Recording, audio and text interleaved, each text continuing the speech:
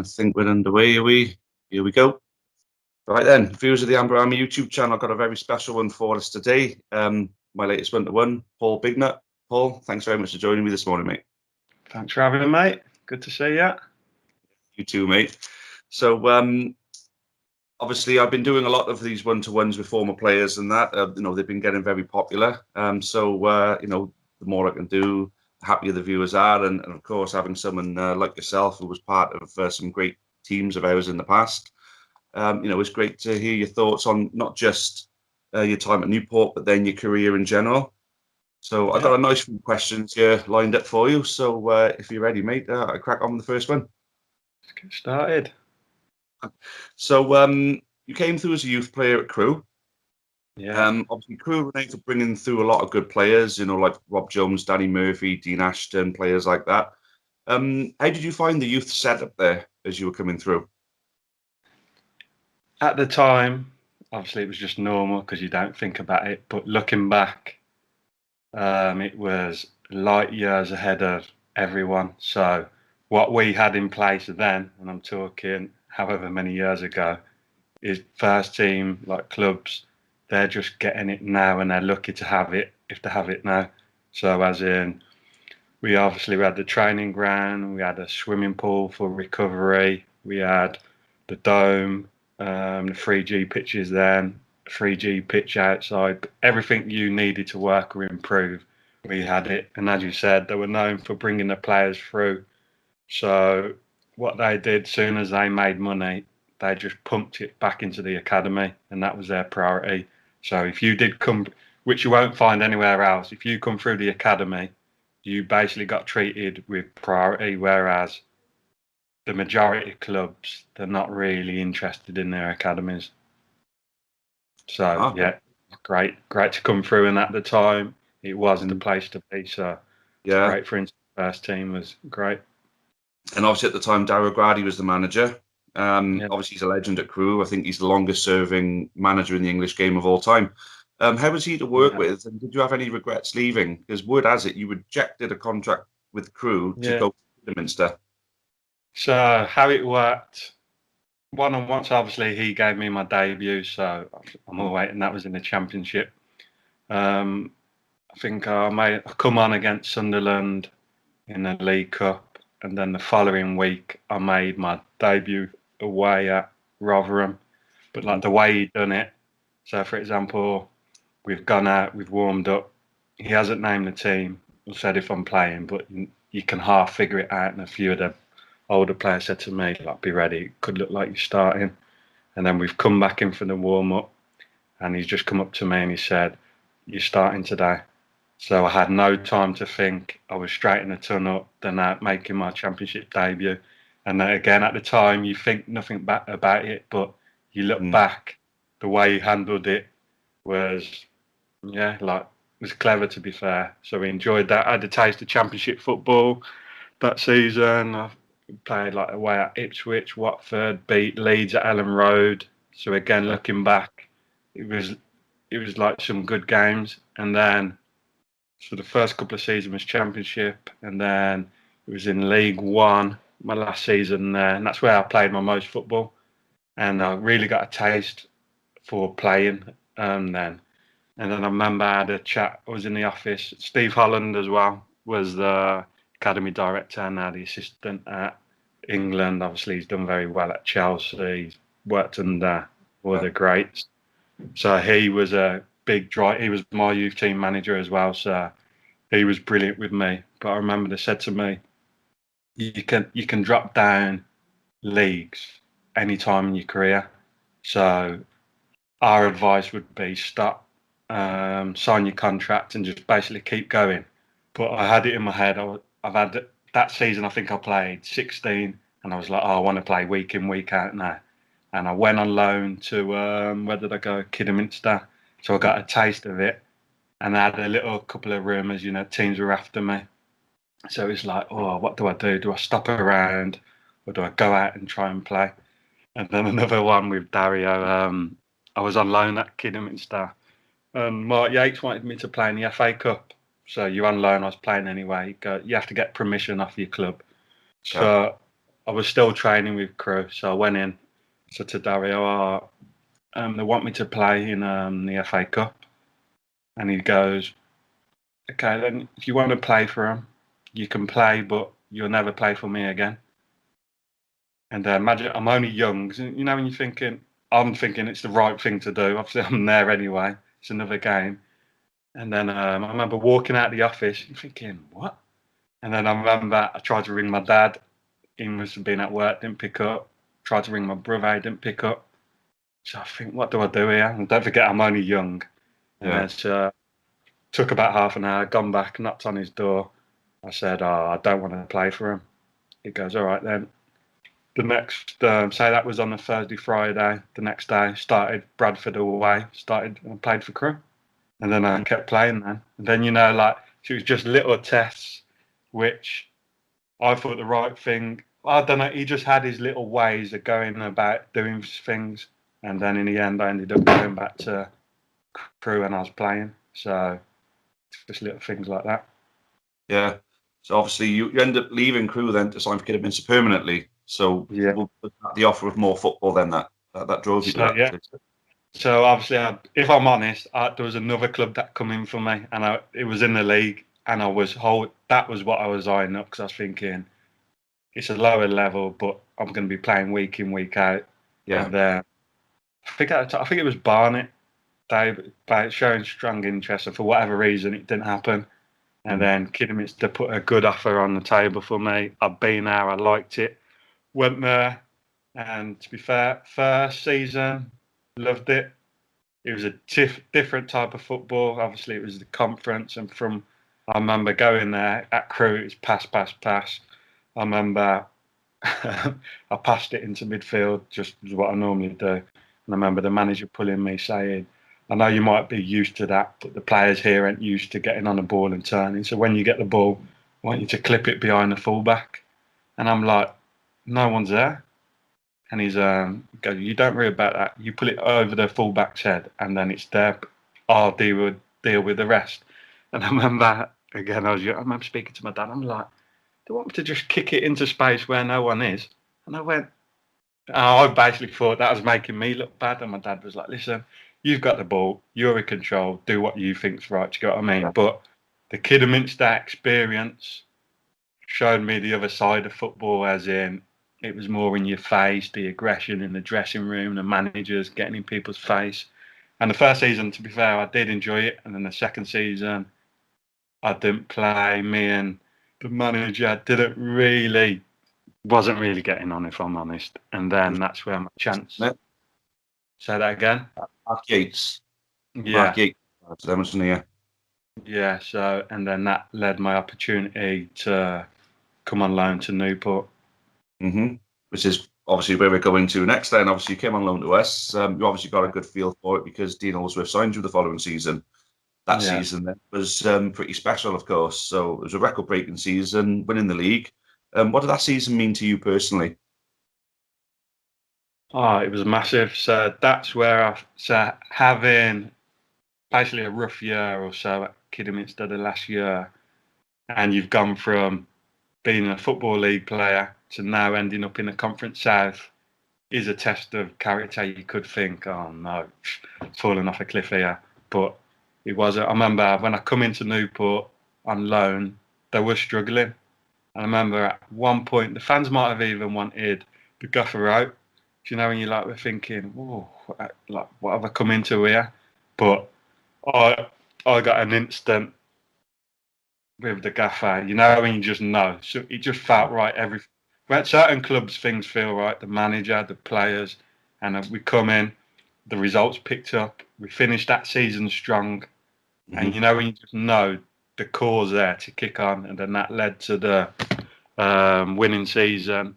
And looking back, was I shocked with what we'd done, what happened? No, because if you look at the players there, the staff, everyone went on to do good things, whether it was to get moves.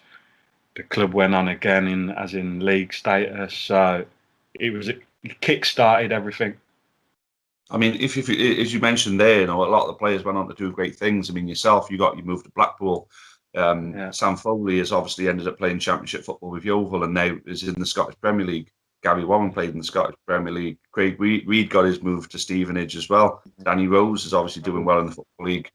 Yeah, I mean, so from that team, that's a lot of players to get what I mean. If you look, I bet you looking back through the teams that have gone up through that league, I bet the amount of players didn't go on and do you get what I mean, create careers for himself. Absolutely. So following that season then was the trip to Vegas. Did you go first of all? I've dropped myself in it a few times asking how it was. Oh, I didn't actually go to Vegas, so I'm asking, did you go first? First thing, I wouldn't miss a holiday. So yes, I was definitely on the plane. So a good trip then. Unbelievable. And then that's another thing when you look back on. So my brother was at QPR at the time, and they got promoted, and they didn't get nothing. And I remember telling him, "Oh, we're off to Vegas." Told him the place they were putting us up in. He was like, "What? You won the Conference South, and they're taking it?" He was like, "That is unbelievable." And then if you look at the board, the chairman, everyone who was involved at that, everyone went. From the kitman, Gilly, everyone went. So it was good. It's clever by them, even though I know they meant it because we deserved it. They said it, but if you think we didn't take that for granted, we knew it was unbelievable, and it just has a knock-on effect. And then now, I'd say we set the trend to do that because now you hear, say, conference teams doing that or other teams, but if you find out it's a good chance there's a player from Newport who's playing for that team now, and they said, "Oh, at Newport, so you know when people jump on the bandwagon."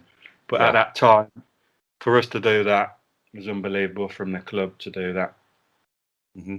Yeah, absolutely. I mean, we are renowned for rewarding players when they pull something at the bag for us. Yeah. Your promotion got us to one step, got us to the last step before getting back to the Football League, which was the ultimate aim of the club when it reformed in '89. So obviously the manager who was responsible for putting that team together, Dean Oldsworth, how was he to work with for yourself? For me, he came along at the perfect time. So for me personally, unbelievable. Got the best out of me. He was a manager. I felt the whole dressing room was working hard for. Even the players were involved. Everyone felt a part of it, and that's key. You want that. It's togetherness and breeds confidence. That was key for me. Mm-hmm. And you can't knock that, and it spoke for itself. And then the belief on the pitch spreads to the fans. That was unbelievable, and then everything was in sync. Yeah, happy days. So back in the conference then, that season you won the Supporters Player of the Year, the Players Player of the Year, and the South Wales Argus Player of the Year. So fair to say that was a pretty decent season for you then. Yeah, well, yeah, that. So we won the league, and then the following season, me personally, I felt even better, stronger, confident. Oh, your signal's gone. Yeah, you're back. Someone tried ringing me then, so we cut off the call. Yeah. Sorry, crack on, mate. Yeah, so that following season, I felt even better in my own performances. The team was up against better opposition, so it was more of a test, playing at better grounds. So I enjoyed it even more, and I think as a team as well, we took it on to another level and showed we could more than hold our own. Do you think if we held on to Dino, we could have got promoted again that season, potentially? Or would have at least got close? Honest opinion, if we kept, I don't see no reason why not. Because I remember when it was getting to crunch time around the Kidderminster time. I think we played Kidderminster around like whenever it was. I think we were second, and not many points off top. You'd have to go back and look. But because I always eye things up, and I was like, you know what, this is set up for us to go on. Because you will find teams can do back to back when you got that confident. I thought it was set up for us to go again or be in a mixer with the playoffs. There was no reason why we couldn't. Mm-hmm. So obviously Dino went on to a Football League job. Obviously we couldn't exactly begrudge him that move, of course. And obviously, we end up losing Craig Reed.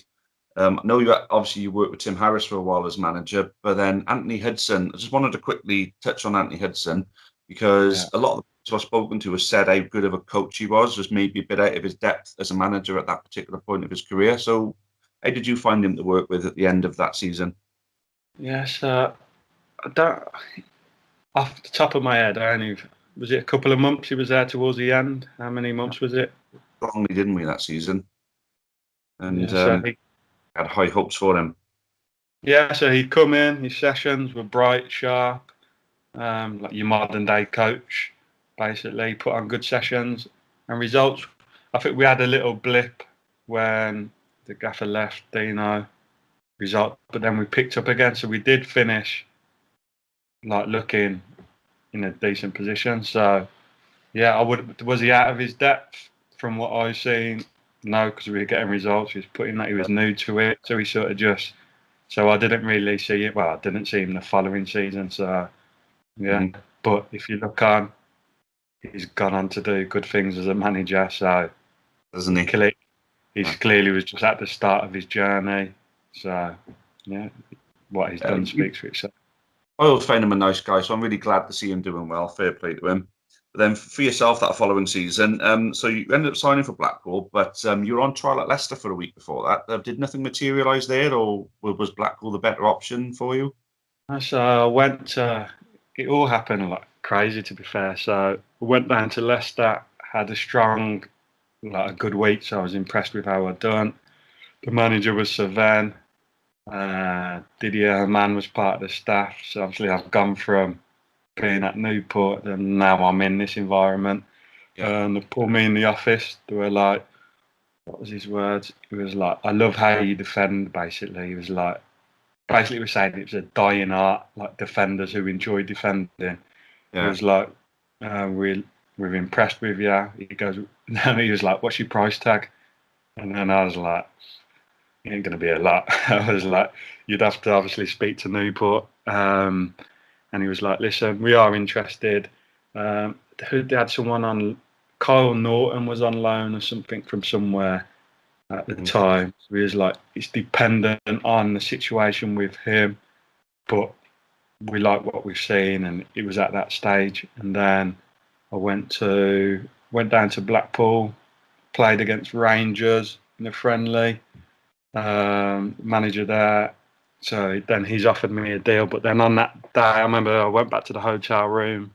Then Newport rang me and said Crystal Palace have come in as well. So basically, it was a choice. When it come down to the definite choice, it was Crystal Palace or Blackpool. And then basically, I'd been up at Blackpool. Probably would have got a better deal at Palace, if I'm being honest. But it was like, if I felt, do you get what I mean? I was there, so I was like, my gut went, go Blackpool. So yeah, I went there. Yeah. Fair play. Do you feel as though you got given a fair crack at Blackpool then? Because I know it didn't quite work out for you there, did it? Yeah, so how it worked, it was a mad one, if I'm being honest. So I've gone in, and the squad, you would never have seen. I think the squad at one point was about 47, first team squad. And then right backs, there was like 3 to 4 right backs. So you're going in thinking, obviously I was wanting to play, and then if you ain't going to play, you're thinking ain't going to take long to obviously get your chance. And then, so what's happened at the start of it, I kept breaking down a lot my body, just like little niggles. So that was annoying to get going. But Ian Holloway there, he was another one. He was great one-on-one, give you great belief. Kept reminding me like why he brought me in. And then under him, do I think I would have got a chance? Yeah, I do. But the only difference, what happened then I went on loan actually. So the first 6 months I kept breaking down. Yeah. And then I went on loan to Plymouth for the last 6 months, which like I enjoyed that. It's a great, massive club. Then that hurt me. He just took a small group to Portugal the following pre-season. So I went there, happy with how things went, broke down again with my groin. And then he went. So I didn't. Do you get what I mean? I wasn't really there when he went to Crystal Palace. So then, who come in after him? Appleton, Michael Appleton come in, and I remember he come in, and he was like, "Oh my god!" As in the squad. So at the end, like when you're doing shape, you had about 3 to 4 players in each position. So he's like, "I need to trim this," which is on the only one who could cope with that number was Holloway. Any other manager couldn't cope with it. So I remember I went to see him to see if I could go out on loan. He was like, "Listen, I want to trim the squad down. Just be patient. You will get." Do you get what I mean? Stop around. So that was confidence because I wasn't expecting that. I thought he'd just go, "Yeah, go out." Then he went with under. So he couldn't have been there longer than 2 months. So then Paul Lynch come in.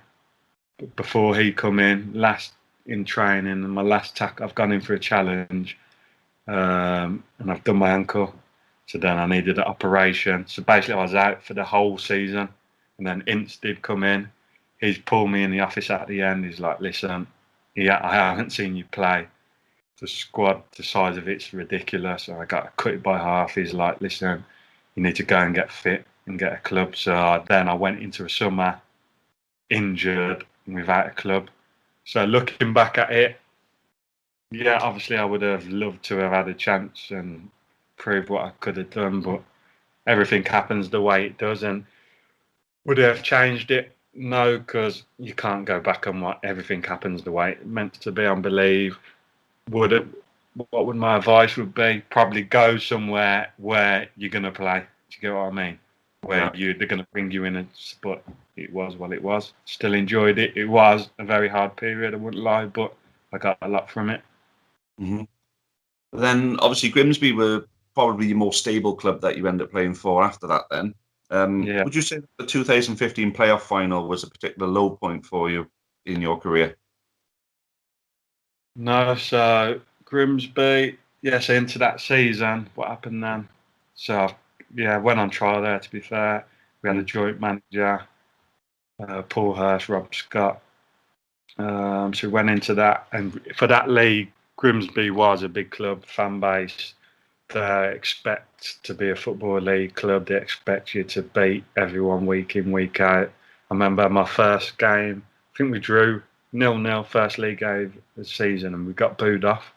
And I remember walking in the dressing room going, "What are they booing for?" And they were like, "They expect to just win every week. That's they think they're still in the championship." That was their mentality. And I don't understand it doesn't work like that, and there's a reason why they are where they are. So first season got in the playoffs, didn't manage it. Following season, so reached the playoffs again. I didn't actually play in that final against Bristol Rovers, but that would have been it was for us to get across the line. It would have been good again, a person to say, "Look, yeah, we're back in the football league," but it didn't happen. So it was how it was. Fair play, mate. So how was the experience, as brief as it was, of actually playing abroad with Keflavik? Yeah, loved it. So you call it brief, but their actual season, I think, is only about 20 odd games, and the pre-season over there lasts for 4 months. Really? So I went, yeah. So it's different to how we do it. So I went for the last half of the season, which is about 10 games. And I remember I've always wanted to play abroad, and I've had a couple of chances to do it, and I haven't done it for whatever reason. And then it popped up again, and I was like, could this be my last chance to go abroad? So I was like, I've got to do it. Yeah. And I remember, left Heathrow, it's pitch black. I've landed in Keflavik, and it was light. I was like, what's going on here? And then the bloke who's picked me up is like, during the summer months it doesn't go dark. And I was like, so you fit something as simple as that. It took me about 3 weeks to get to sleep at night because it feels like the middle of the afternoon, and I don't have like blackout blinds. Everything we do, they do the opposite. So it took a lot of adjusting, but I loved it, and it was a type of place you either love it or hate it type of place. Yeah.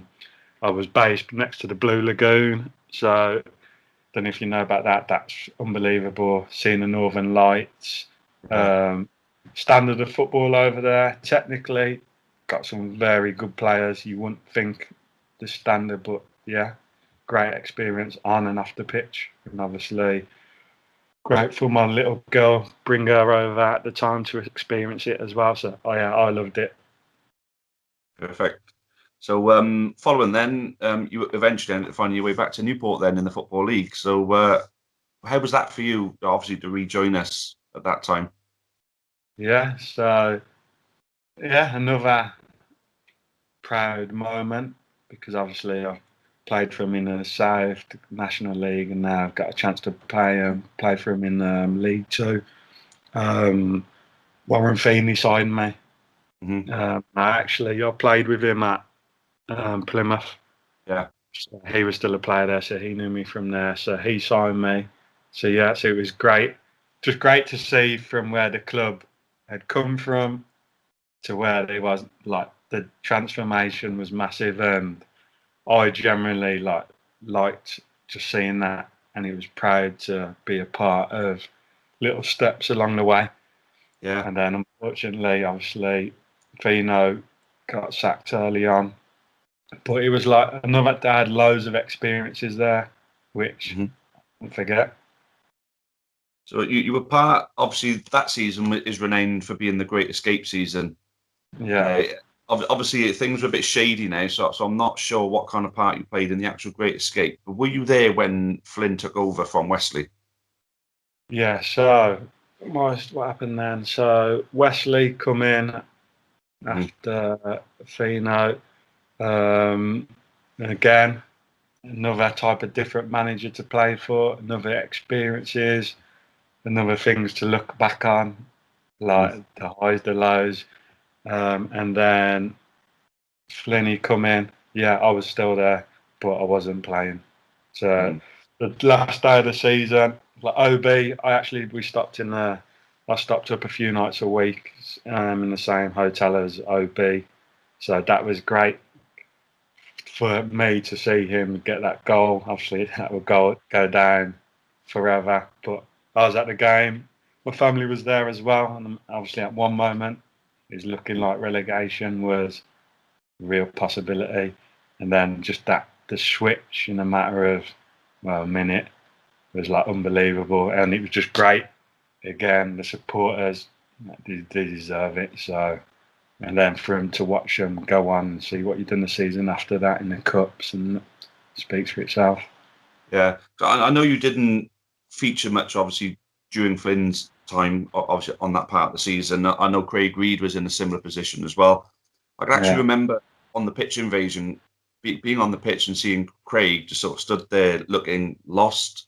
And also, I went there and reminded him that we wouldn't be here to have saved ourselves in the Football League without people like him and yourself, of course, getting us into that conference that season and setting us up well enough so we could push on there.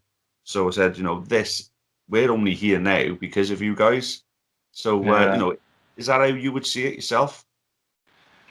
No, obviously you want to be playing first and foremost, but I knew I wasn't playing under Flinny, so then it was a case of not that I wasn't bothered about myself. I knew it was bigger than myself, so I had my family on the pitch. My little girl was loving it. So I look back on them moments. The fans were buzzing.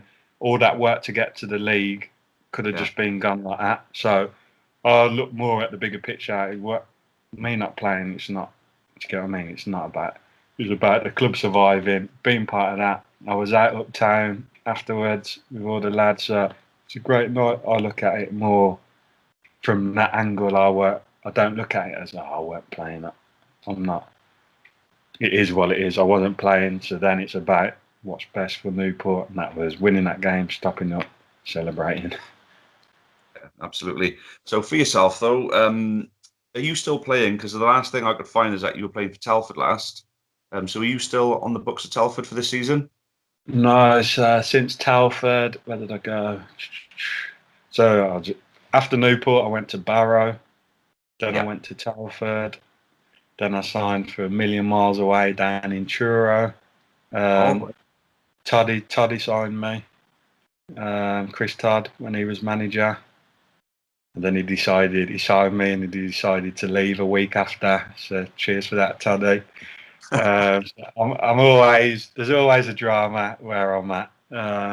After Truro, I signed for Stafford Rangers, Okay. more local to home. So I was there for the last season and a half, and then now I've signed as a player coach for Solihull United, close to the Midlands now. So I'm more working away from football and more concentrating on the long term off the pitch and Yeah.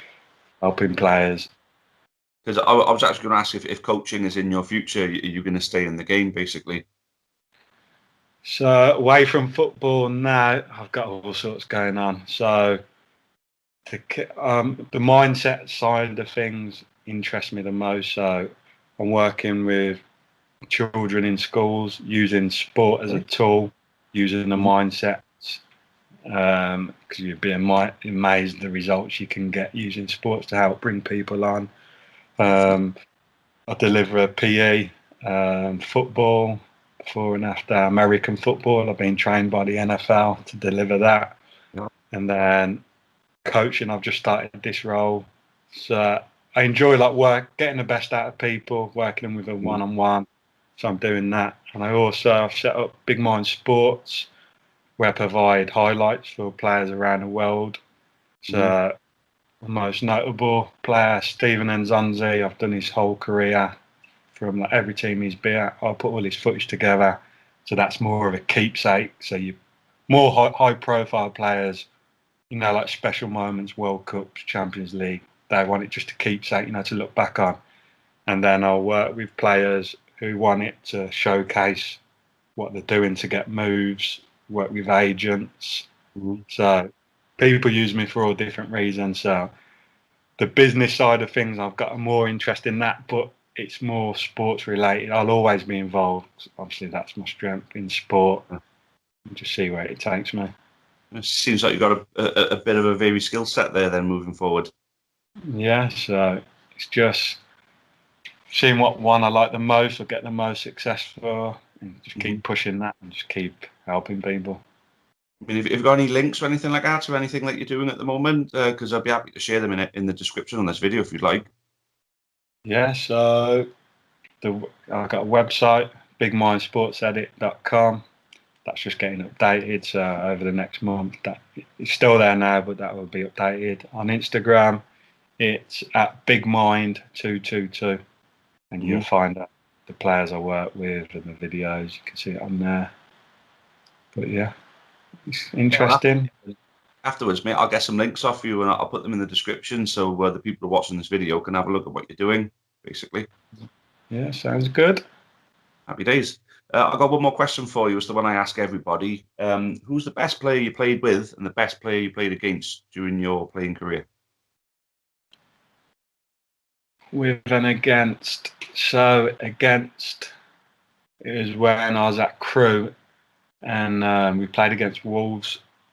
Oh, he's a winger. He played for Korea. I'm going to have to, something Sol. I never remember his first name, but I know the guy you're on about, yeah. Yeah, he had everything. So he could chop it inside out, both feet. He was a good physique, didn't stop running. And I remember Glenn Hoddle was the manager, and he was like, whoever's coming up against him at the minute, I feel sorry. So I come up against him, and he was in form. But he had it. And I think he was at Fulham, played for Fulham in the Prem. But yeah, he was very good, as in, had everything and kept you on your toes the whole game. Players played with. So that Blackpool squad, obviously seen them day in, day out in training. They had a lot of special talent there. So there's a few I got a few. So Crewe, you got Dean Ashton. His finishing was a joke. Hold up play. So it would have been good to see what he would have gone on, and obviously he had to stop due to injury. Mickey Maynard was another great talent at Crewe. Billy Jones, he went on to have a great career. at West Brom. So they're the ones from Crewe. And then at Blackpool, you had the likes of Kevin Phillips. He's finishing again.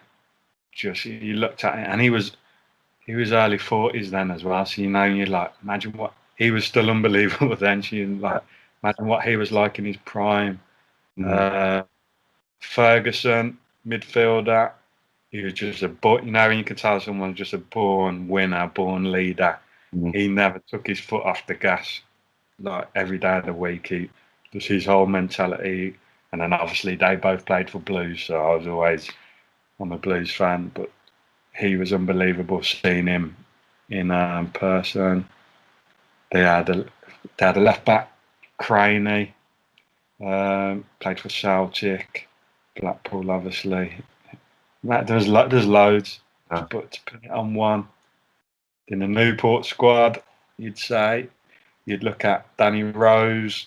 His left foot was a wand. Reedy's finishing spoke for itself. Yeah. Sam, intelligent. Gary Warren, born leader as well. There's loads. So too hard to choose. See a lot of talent. Right, well, there we go then. That's everything I got for you then, Paul. No, I really appreciate your time, and I've really enjoyed talking to you. So thanks very much. Yeah, it's been good. Thanks for having me, mate. All right, cheers, mate. And don't forget to send me those links. I want people to see what you're doing there. That'd be great. Would. All right then, top man. Will do. Thanks for that, mate. All the best. Take care. Right. See ya. Many thanks for watching the latest content on the Amber Army channel. Please make sure you leave us a like. Make sure you subscribe for more content, both for the neutral football fan and also plenty of Newport County. Even more Newport County content can be found on the club's iFollow channel on the link above. It is just £4.49 per month to subscribe to that service.